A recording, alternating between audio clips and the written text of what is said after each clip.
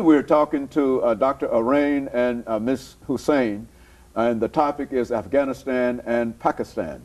And of course, Ms. Hussain, let's allow you during this last segment to talk about, to continue in a real sense some of the information that Dr. AArain has already given us, but to talk about Pakistan in reference to the information, the foundation that he laid there.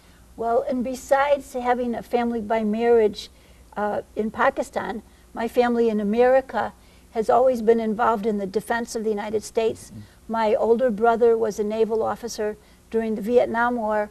My two nephews fought in Iraq, and I have a nephew, George, right now fighting in Afghanistan.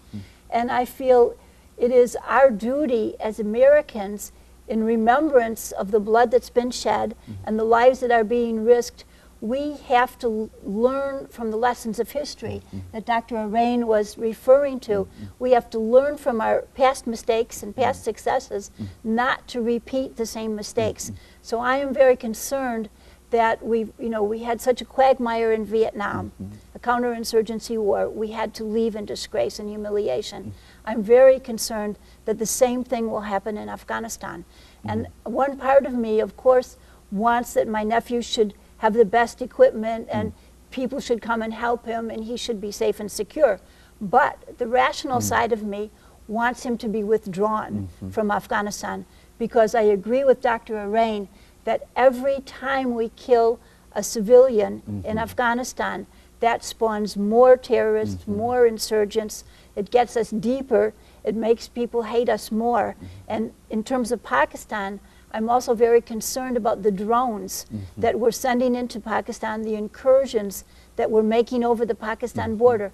Every time we kill a Pakistani, he has brothers, he has sons, he has nephews, he has family, neighbors, community that then feel honor bound to fight in his honor.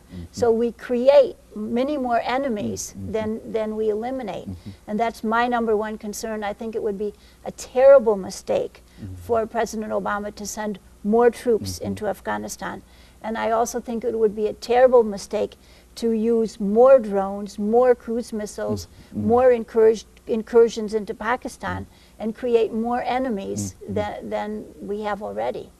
Dr. AArain, do you see perhaps another kind of policy that would lead to perhaps assist in education, humanitarian needs, and etc., in a place like Afghanistan? As well as in Pakistan, both of them will. Yeah, but they're both the same. Yeah, both of them will welcome non-military aid to build up their infrastructures, schools, and employment places. The problem is a lot of these fanatics or extremists are unemployed. There is poverty in that region. That's why they get recruited by Taliban. They are being paid in like thousands of dollars to go and commit suicide bombing, so their family can be taken care of. If we provide employment there, and this is a good thing that what U.S. Aid is coming to Pakistan in the shape of Kerry Lugar bill. However, the Pakistanis have a concern about the strings attached to it. They like the idea of non-military aid, so we can set up schools, colleges, and all the other infrastructure there.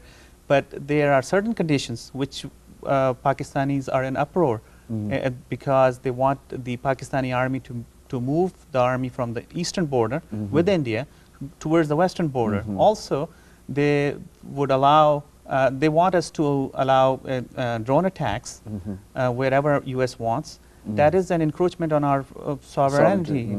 And the other thing is that they want certain cities to be targeted, like Quetta and Muridke. These are the areas where allegedly there are some camps. But I think there is lack of trust between U.S. and Pakistan army, as well as the rulers. They should build trust, and they should empower Pakistanis and Pakistan army to take action against these camps. But above all, I think you're simply saying what she has already